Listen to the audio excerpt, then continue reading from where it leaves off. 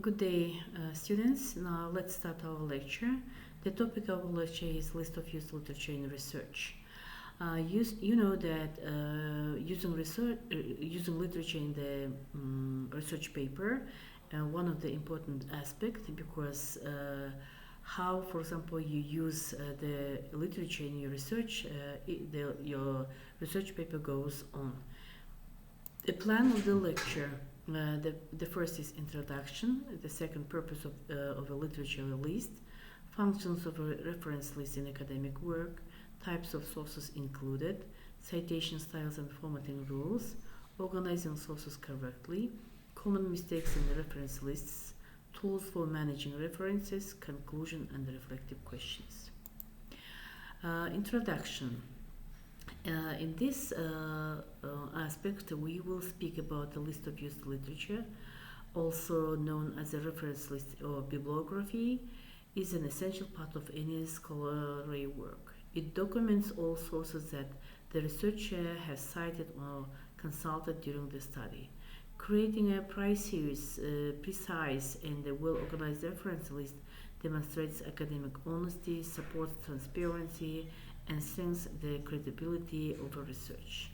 Of course, a well-organized reference, it means that each literature should be shown in your research paper.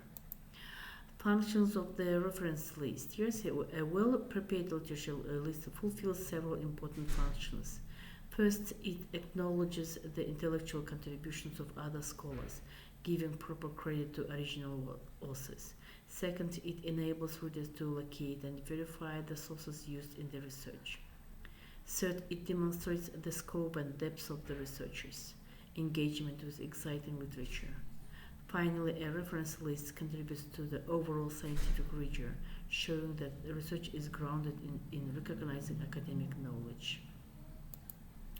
Types of sources included. The reference list may include various categories of sources, depending on the nature of the research. Books or monographs, foundational and theoretical literature, peer-reviewed journal articles, current research and empirical studies, conference papers and proceedings, new and emerging findings, the theses and dissertations, specialized academic research, official documented reports, standards, policies, statistical data, digital academic resources, reputable online databases, e-books, and scholarly websites, and it is essential that all sources included are credible and relevant to the research objectives. Citation styles and formatting rules. Different academic disciplines use different citation styles. The most widely applied styles include APA, American Psychological Association, common in social sciences, MLA, Modern Language Association used in humanities, Chicago applied in history and in disciplinary fields, Harvard also date formed widely used internationally. Each style has specific rules for formatting, also names, titles, publication dates, and source details. Consistency is key. Researchers must follow one style throughout the entire project. Organizing the reference list. The reference list must be organized systematically. Most citation styles require alphabetical ordering by the author's last name, chronicle ordering by multiple works by the same author, hanging indentation for each entry, full bibliographic details including titles, publishers, toys, and URLs. Proper organization helps readers quickly find and understand the referenced materials.